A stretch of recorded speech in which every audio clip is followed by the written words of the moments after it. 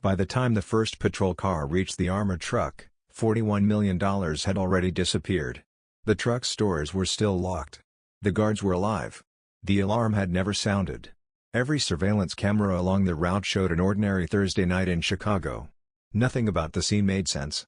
That was exactly how Marcus Reed had designed it. 30 hours earlier, Marcus stood beneath the elevated train tracks on South Morgan Street, watching rush-hour traffic drift through the rain. He wasn't watching the cars. He was watching the spaces between them. The delivery vans that hesitated before turning. The buses that blocked visibility for a few seconds. The freight train that crossed the intersection at nearly the same time every afternoon. Most people saw traffic. Marcus saw patterns. He checked the stopwatch in his hand. The freight train cleared the crossing. 8 seconds later, an armored truck rolled through the intersection exactly as it had every weekday for the past month. Marcus wrote a single number inside a weathered notebook before closing it. The route hadn't changed. That was either very good news or very bad news. "You've been standing in the rain for almost an hour." Marcus turned to see Olivia Chen walking toward him with 2 cups of coffee balanced in a cardboard tray. She wore a dark hooded jacket that made her nearly invisible among the evening crowd. If someone walked past her twice in the same day, they probably wouldn't remember either encounter. She considered that one of her greatest strengths. She handed Marcus a cup. "Still convinced the timing won't change?" "Everything changes," Marcus replied. "The question is whether it changes enough to matter." Olivia smiled. "You always answer questions with another question." "Keeps people thinking." She glanced toward the disappearing armored truck. "Or keeps them guessing." Marcus didn't answer. He was thinking about the flash drive locked inside the glove compartment of his pickup truck. It had arrived 6 weeks earlier inside an unmarked envelope with no return address. The files on it contained transport schedules, employee records, maintenance logs, and internal security procedures belonging to Sentinel Security Logistics. The information was detailed enough to organize the largest cash robbery Chicago had seen in decades. No explanation had accompanied it. Someone had simply handed Marcus the blueprint to an impossible crime. He still hadn't figured out why.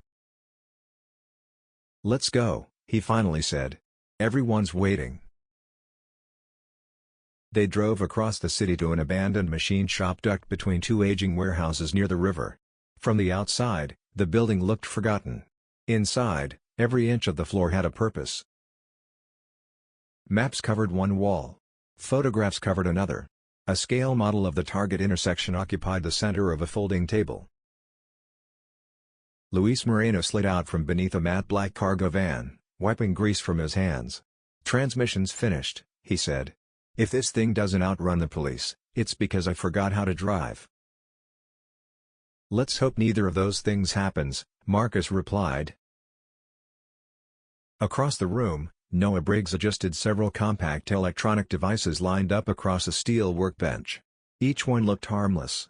Together, they could interrupt encrypted radio traffic just long enough to isolate an armored convoy from dispatch. 90 seconds. No more. No less. "Test?" Noah asked. Marcus nodded. Noah pressed a switch. Every phone inside the building instantly lost service. A digital timer counted backward from 90. When it reached 0, every signal returned at once. "Again," Marcus said. Noah repeated the test. The result was identical. "Good," Marcus said. "I don't believe in luck." "Neither do I," Noah replied. "That's why I test everything twice." The side door opened. Ethan Ross stepped inside carrying a black toolbox that looked far too small for the job he performed. He placed it on the table without saying a word. Inside rested a compact thermal cutter capable of slicing reinforced locking bolts without using explosives. 40 seconds, Ethan said calmly. "That's all I'll need." "You'll have 35, Marcus answered. Ethan raised an eyebrow. "Confident?" "Prepared." Marcus gathered everyone around the scale model. There were only 5 of them. No backups. No replacements. Every person in the room had been chosen because they excelled at something no one else could do. If one of them failed, the entire operation failed. "Tomorrow is our final rehearsal," Marcus said. "After that, nobody improvises. Nobody gets creative. We stick to the plan." Luis folded his arms. "And if the plan changes?" Marcus looked directly at him. "Then we leave." The answer surprised everyone except Olivia. She had worked with Marcus longer than the others. She knew he would rather abandon millions of dollars than force a plan that had stopped making sense. "No money is worth dying for," Marcus continued. "Especially ours." Before anyone could respond, Olivia's laptop chimed. Her expression changed immediately. "Marcus. You need to see this." She turned the screen toward him. An internal shipment manifest had just been updated. Most of the entries listed sealed cash containers with standard tracking numbers. One entry didn't. Instead of a serial number, it displayed a single red triangle. No destination. No description. No recorded contents. "That wasn't there this morning," Olivia whispered. Marcus stared at the symbol. Every instinct he had developed over 20 years told him the same thing. The unknown container mattered far more than the money surrounding it. He just didn't know why. Marcus leaned closer to the screen, studying the red triangle as if he had seen it before. He hadn't. That was the problem. Sentinel security labeled everything. Every shipment carried a barcode, a serial number, a destination, and a chain of custody. An unmarked container had no place inside a system built on accountability. "Can you trace where it came from?" Marcus asked. Olivia's fingers moved quickly across the keyboard. Rows of encrypted records flashed across the screen. She opened one file after another, searching for anything connected to the symbol.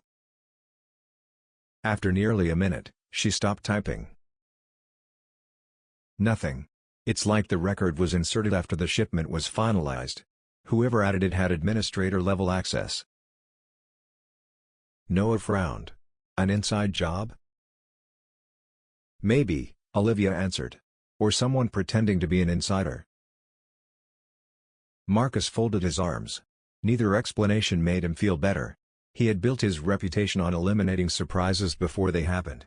Now an unknown variable had appeared less than 24 hours before the operation. "Forget the container," Luis said. "We're after the cash.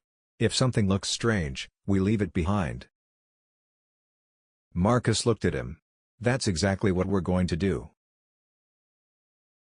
Ethan remained unusually quiet. Instead of looking at the laptop, he studied a scale model on the table. His attention settled on the escape route leading toward Interstate 90. He tapped the road with one finger. "Construction ends here tomorrow morning," he said. Marcus looked up. "What?" "I drove past the site an hour ago. Half the barriers are already gone." The room fell silent. Marcus walked to the map hanging on the wall.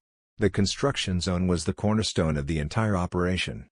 Without it, the armored truck would have 2 additional escape routes. That changed everything. "Luis. Let's go." 10 minutes later, the 2 men were driving toward South Morgan Street. The rain had eased into a light drizzle, leaving the pavement slick beneath the glow of streetlights. Traffic was beginning to thin as office workers headed home. Marcus said very little during the drive. He preferred seeing problems with his own eyes before deciding whether they were real. When they reached the intersection, Ethan had been right. Several orange barriers had already been removed. A construction crew was loading equipment onto flatbed trailers. Marcus stepped out of the truck. He watched the workers for nearly 5 minutes before approaching the site supervisor. "Road reopening tomorrow?" Marcus asked casually. The supervisor nodded. "That's the plan. We've been ahead of schedule all week." "Good for you." Marcus walked back toward Luis without another word. "Bad?" Luis asked. "Very." He climbed back into the pickup and stared through the windshield. Months of preparation had depended on that bottleneck. Without it, the armored truck could accelerate instead of stopping. They would have fewer than 10 seconds to intercept it. That wasn't enough. "So what now?" Luis asked. Marcus started the engine. "Now we adapt." Back at the warehouse, Marcus replaced the original map with a fresh aerial photograph. The team gathered around while he traced a new route with a black marker. "The truck won't stop at the construction zone anymore. So we'll make it stop somewhere else." Noah looked up. "How?" "Traffic." Marcus circled another intersection 2 blocks away. Delivery trucks line the street every evening. If one of them stalls in the right place, every vehicle behind it comes to a standstill. Luis smiled. "That's my job." "Exactly." Olivia studied the new plan. Response time increases by almost 40 seconds. "I know." "That means we lose our margin." "I know." Marcus wasn't pretending to be confident. The revised plan wasn't as clean as the original. It simply gave them the best chance available. He uncapped another marker and wrote a single sentence across the top of the whiteboard.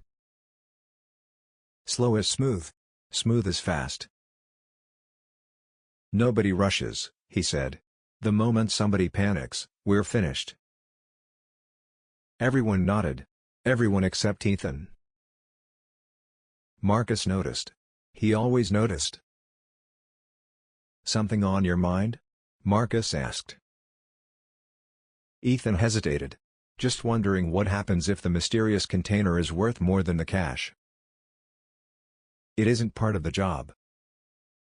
"You don't know that." "I know enough."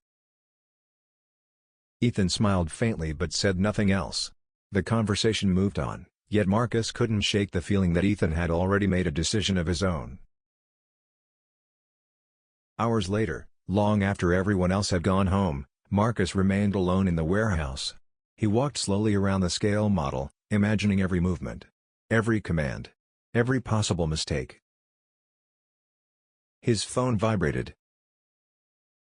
The number wasn't saved in his contacts. He answered without speaking. A calm voice came through the speaker. "You're changing the interception point." Marcus froze. No one outside the crew should have known that. "Who is this?" he demanded. The caller ignored the question. "If you want your people alive, leave the red container where it is." The line went dead. Marcus slowly lowered the phone. Someone wasn't just watching the robbery anymore. Someone was watching them. And somehow, they knew every change to the plan almost as soon as it happened. Marcus replayed the call twice before deleting it. The number had already disappeared, replaced by the familiar message that the caller could not be identified. That wasn't unusual. What unsettled him was the timing. The interception point had been changed less than 20 minutes earlier. Only 5 people knew about it. He looked around the empty warehouse. Maps covered the walls. The scale model sat beneath bright work lights. Nothing appeared disturbed. Even so, Marcus began searching every corner of the building. He checked windows, electrical outlets, ceiling beams, ventilation ducts. He found nothing until he reached the back office. A tiny black object was attached beneath a metal shelf with industrial tape. It was no larger than a house key. Marcus carefully removed it and turned it over in his hand. A battery-powered microphone. Someone had been listening. He crushed the device beneath his boot without hesitation. Then he searched the rest of the building again. By sunrise, he had found 2 more hidden microphones and a miniature GPS tracker attached underneath the cargo van. Someone knew where they met. Someone knew where they traveled. And until a few minutes ago, someone had been listening to nearly every conversation. Marcus didn't sleep. At 7 the next morning, the crew gathered around the work table expecting their final rehearsal. Instead, Marcus dropped the crushed microphone onto the blueprint. "We've been compromised." The room fell silent. Olivia picked up the damaged device. "Where did you find this?" "Inside the warehouse." "How long?" Noah asked. "Long enough." Luis swore under his breath. "So somebody's been listening to everything?" "Not anymore." Marcus placed 2 more devices on the table. Then he tossed the GPS tracker beside them. "These were on the van." Ethan stared at the tracker for several seconds. "Could have been law enforcement." Marcus shook his head. "No. If it were the police, we'd already be in handcuffs." Olivia connected one of the microphones to her laptop. She removed the memory chip and examined the circuit board. "Professional hardware," she said quietly. "Not something you order online."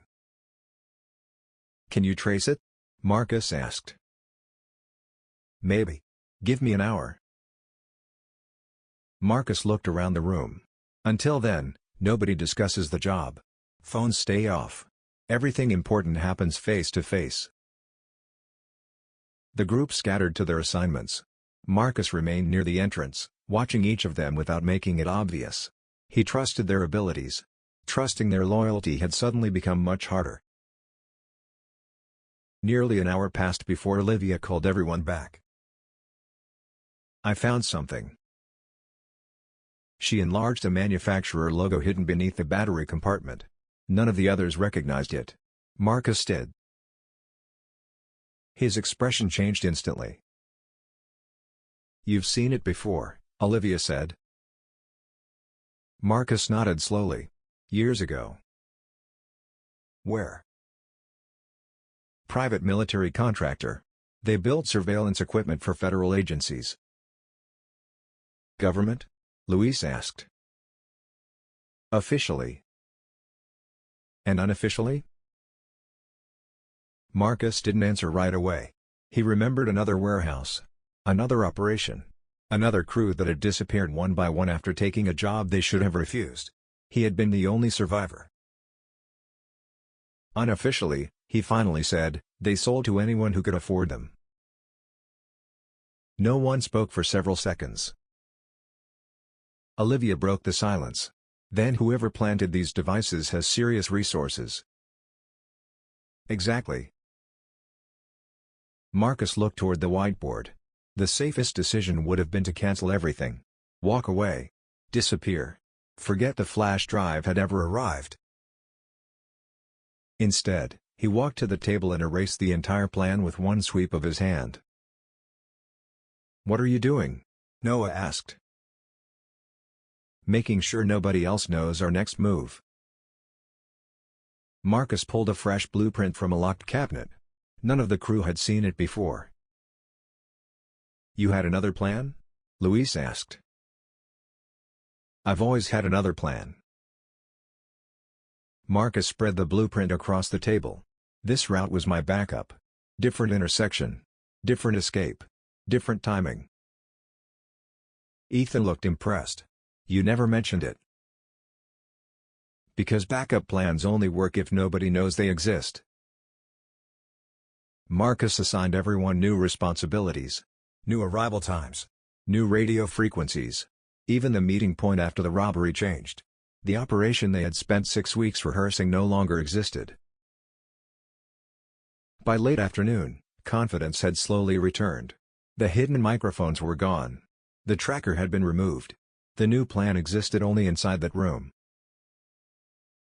As the crew prepared to leave, Marcus noticed Ethan lingering beside the workbench.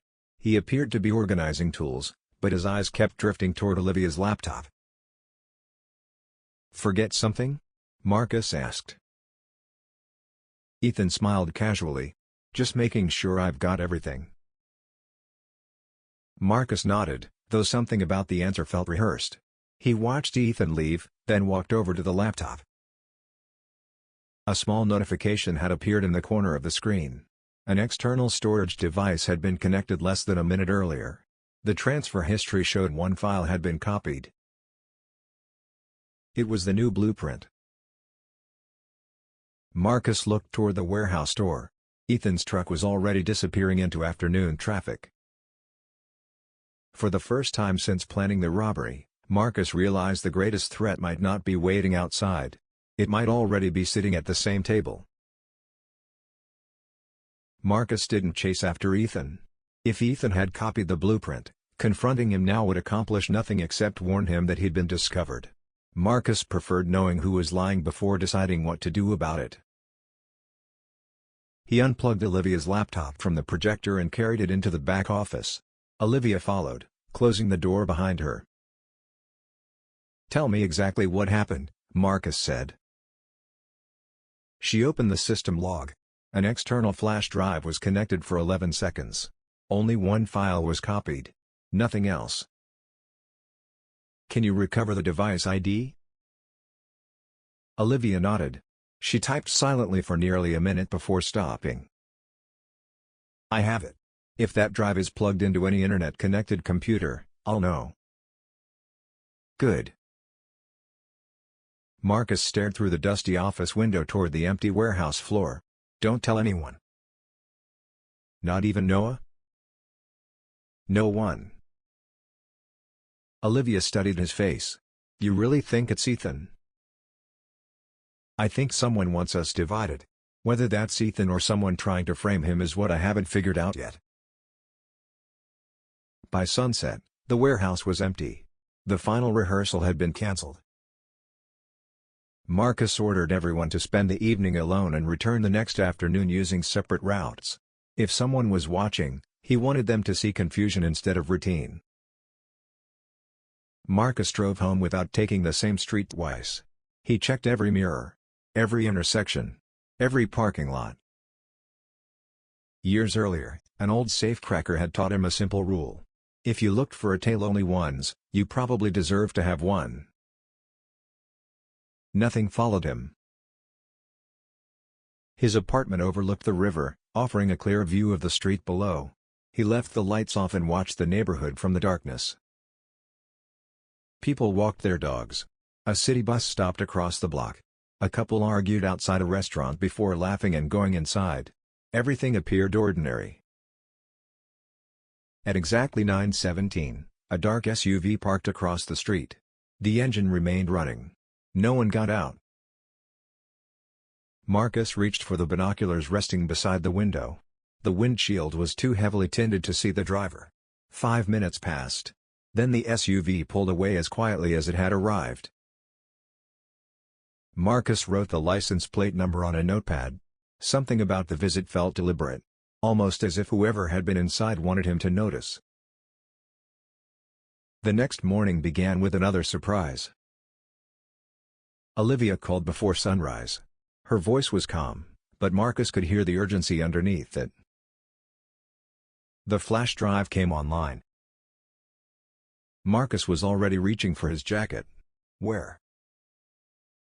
"A public library. South Side." "Stay there." "I'm not there. I traced the connection remotely." Marcus smiled despite himself. That was exactly the answer he'd hoped to hear.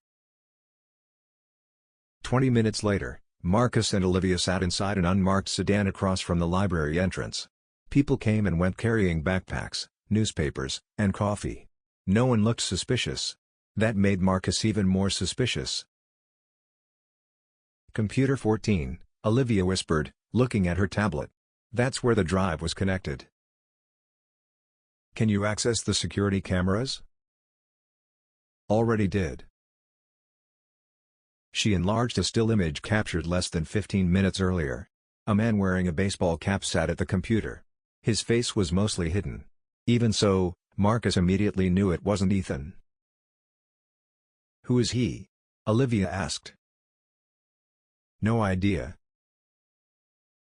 The man stood from the computer, walked out of the building, and disappeared before either of them could reach the entrance. By the time Marcus checked the terminal, it had already been wiped clean. The only thing left behind was a folded receipt tucked beneath the keyboard. Marcus unfolded it. On the back, written in blue ink, were 6 words. Someone on your crew is desperate. Nothing else. No signature. No explanation. Marcus slipped the receipt into his pocket. The message could have been a warning. It could just as easily have been another attempt to turn the crew against one another. As they walked back toward the car, Olivia stopped suddenly. Marcus. She pointed toward the opposite side of the street. Ethan was standing outside a convenience store. He appeared to be buying a bottle of water. He hadn't seen them. Coincidence? Olivia asked. Marcus didn't answer. Instead, he watched Ethan climb into his pickup and drive away in the opposite direction. The timing was almost too perfect. Either Ethan had been followed to the library without realizing it, or someone wanted Marcus to believe exactly that. By mid-afternoon, the crew gathered once more inside the warehouse. The robbery was less than 8 hours away. No more rehearsals. No more changes. Only final equipment checks. Marcus looked around the room. Each face carried a different emotion. Luis looked eager. Noah looked focused. Olivia looked concerned. Ethan looked impossible to read. Marcus took a slow breath. "Once we leave this building tonight," he said, "there's no turning back." No one answered. They had all heard Marcus deliver briefings before, but this one felt different. There was no excitement in his voice. No attempt to inspire confidence. Only quiet certainty. "If anyone wants out," Marcus continued, "this is your last chance. No questions. No hard feelings. Walk away now, and nobody here will ever contact you again." The room remained still. Luis folded his arms. Noah adjusted the strap on his backpack. Olivia looked down at the blueprint one final time. Ethan never took his eyes off Marcus. "Good," Marcus said. "Gear up." For the next hour, the warehouse became almost silent. Each member of the crew followed a practiced routine. Batteries were replaced. Radios were tested. License plates were switched. Every tool returned to its assigned place. No one wasted movement. Marcus walked from station to station without speaking. He inspected every piece of equipment himself. If something failed tonight, he wanted it to fail now. At precisely 8:40, the crew separated. They would approach the target from different directions and meet only seconds before the interception. It reduced the chances of attracting attention. Marcus and Olivia drove together. The rain had stopped, leaving the city washed clean beneath the glow of streetlights. Friday traffic still filled the streets, but it was beginning to thin. "You've been quiet," Olivia said. "Thinking." "About Ethan?" "About everyone." Olivia looked out the passenger window. "You don't trust any of us anymore." Marcus kept his eyes on the road. "Trust isn't permanent. It's something people earn every day." She didn't argue. Deep down, she knew he was right. Meanwhile, Luis eased the disguised delivery truck into position near the chosen intersection.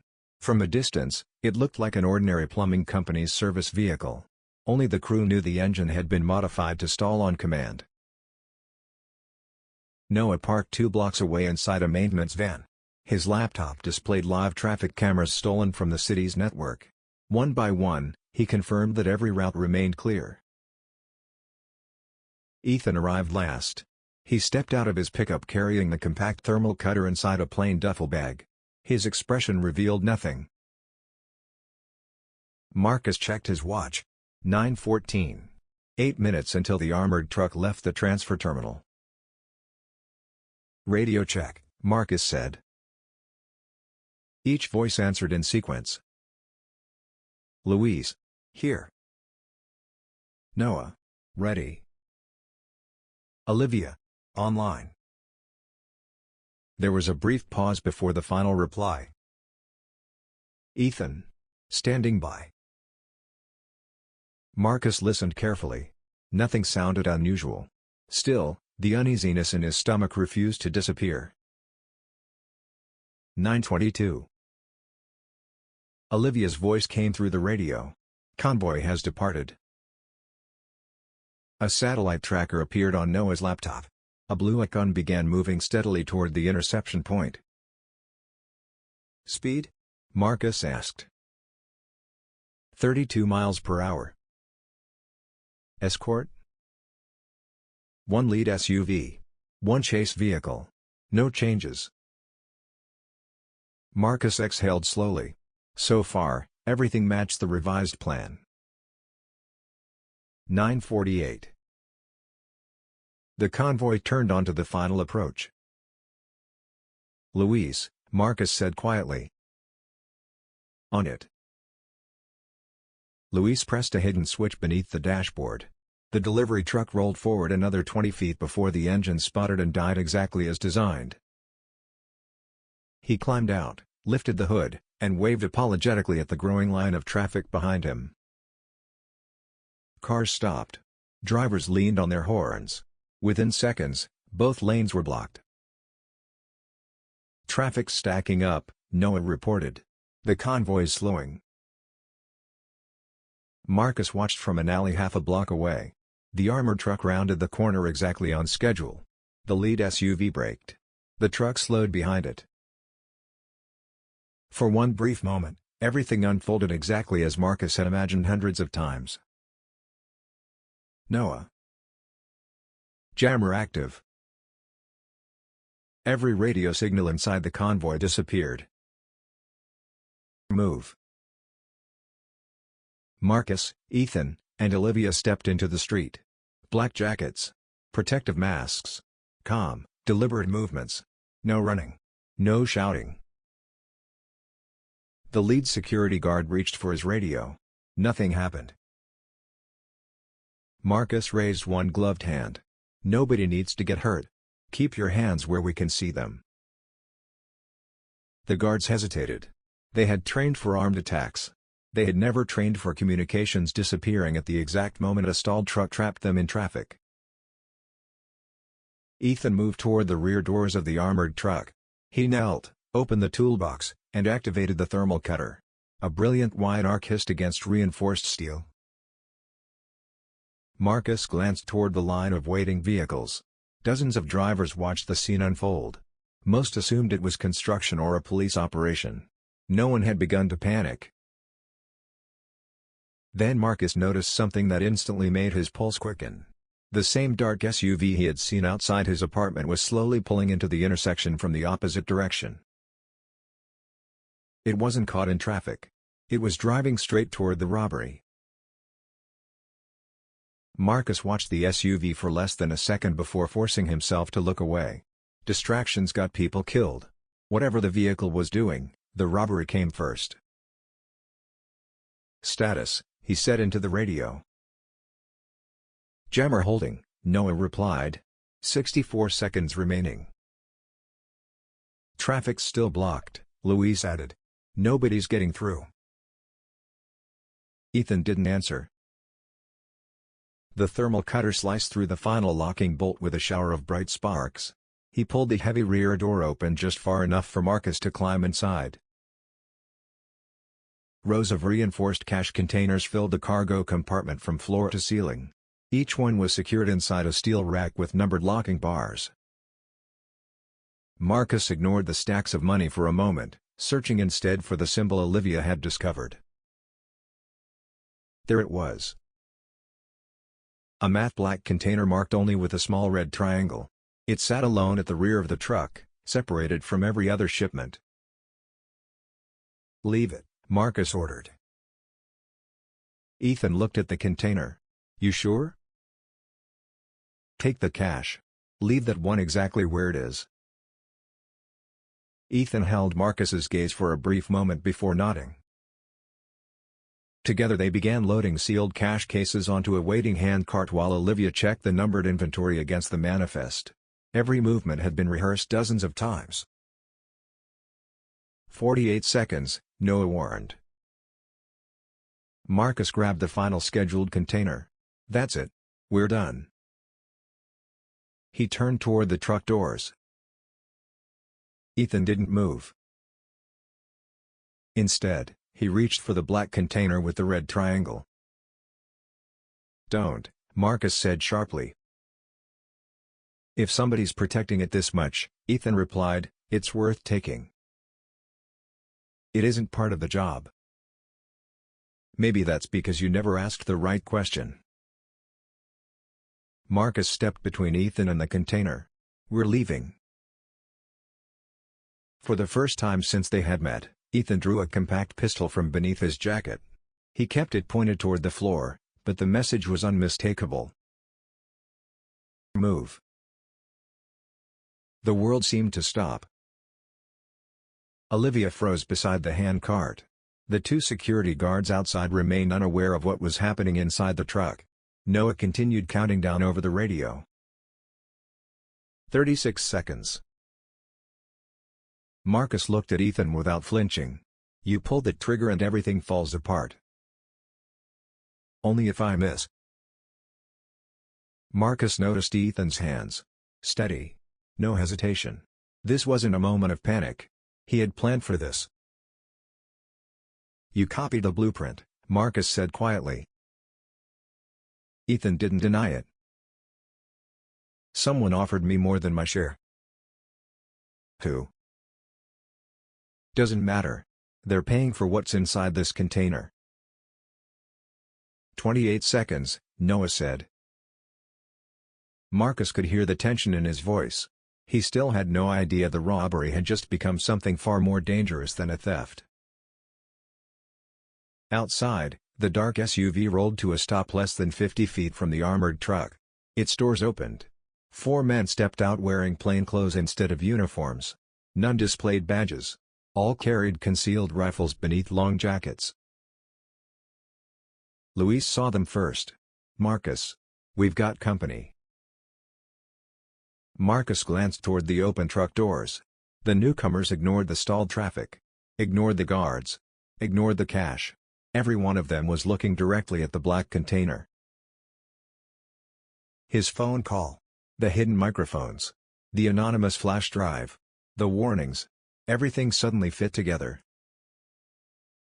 The robbery had never been the objective. It had been bait. Someone had used his crew to isolate the shipment in the middle of the street. Ethan, Marcus said. Whatever they promised you. I know. No, Marcus replied. You don't. The lead stranger stopped several yards from the truck. He spoke calmly. Almost politely. Hand us the marked container. Take the cash. Drive away. This doesn't have to become anyone else's problem. 16 seconds, Noah called. Marcus looked from the stranger to Ethan. Both wanted the same container. Neither cared about the money surrounding it. That told Marcus everything he needed to know. Whatever was inside that black case was valuable enough to make professionals betray each other, risk exposure in the middle of downtown Chicago, and sacrifice $41 million without hesitation. Marcus slowly raised his empty hands. Ethan, he said, keeping his voice calm, if they plan to pay you. He nodded toward the 4 armed strangers. Why did they bring enough guns for a war? Ethan's eyes shifted toward the men outside the truck. Only for a fraction of a second. It was enough. Marcus drove his shoulder into Ethan's chest. The pistol fired harmlessly into the armored ceiling as both men slammed against the steel wall. The report echoed through the cargo compartment like a cannon blast. Outside, every illusion disappeared. Drivers abandoned their cars. Pedestrians scattered in every direction. The security guards reached for their weapons at the exact moment Noah's signal jammer expired. Marcus, Noah shouted over the radio. Dispatches back online. Sirens immediately crackled across police frequencies. Within seconds, every officer in the district would be racing toward the intersection. Inside the truck, Ethan struggled to regain control of the pistol. Marcus trapped his wrist against the floor while Olivia kicked the weapon deeper beneath the racks of cash containers. "Leave it," Marcus shouted. "We're getting out." But the four strangers had already reached the rear doors. The man in front calmly aimed his rifle toward the floor. "Move away from the container." Marcus didn't move. "Who are you?" The man almost smiled. "You're asking the wrong question." "Then give me the right one. Ask why your anonymous flash drive existed." Marcus felt the answer before he heard it. "You sent it." "We did." "Why?" "Because we couldn't legally touch that shipment. You could." Marcus laughed once, without humor. "So we were never the target?" "No. You were the distraction." The stranger stepped forward. "Now step aside." Marcus looked down at the black container. He had spent weeks believing it was the greatest risk in the truck. Now he realized it was also the greatest piece of leverage he possessed. Without warning, he grabbed the emergency release lever beside the cargo door.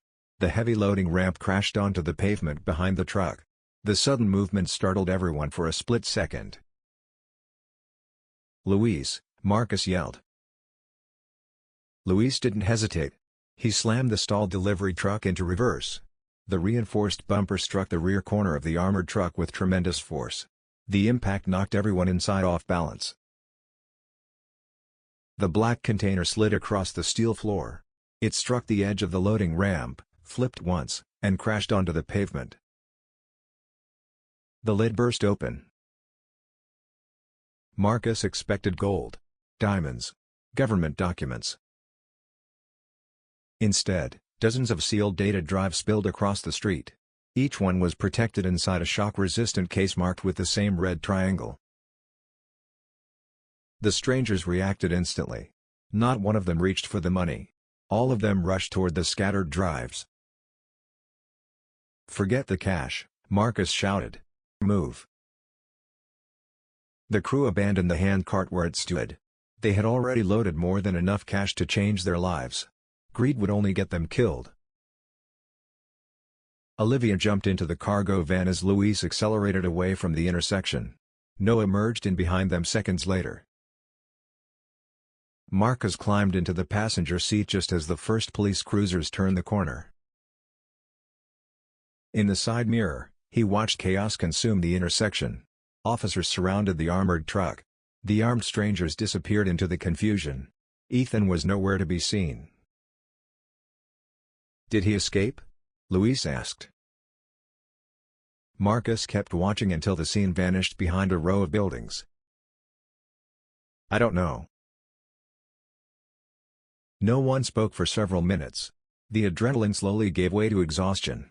Only after they reached an abandoned warehouse on the outskirts of the city did anyone finally breathe again. The rear doors opened. Cash containers sat exactly where they had been secured before the robbery. Marcus counted them twice. Nothing was missing. Luis let out a slow whistle. "So, we're actually rich." "Not yet," Marcus replied. "First we disappear." Olivia looked at him. "You still think they'll come after us?" Marcus nodded. "We know they exist. That's enough." 3 months later, the robbery remained unsolved. Television networks called it the most sophisticated armored truck theft in American history. Investigators recovered abandoned vehicles, damaged equipment, and hundreds of conflicting witness statements. None of it led to arrests. Officially, the missing cash was never recovered. Unofficially, 5 people quietly built new lives under new identities scattered across the country. Marcus still carried the weathered notebook that had started everything. Every now and then, he opened it to the page marked with a single number. 8 seconds. The tiny gap in ordinary traffic that had made an impossible robbery possible. He never stopped wondering about the red triangle. Or Ethan. Or the organization that had manipulated them from the beginning. Some questions were safer left unanswered. Others had a way of finding you when you least expected them.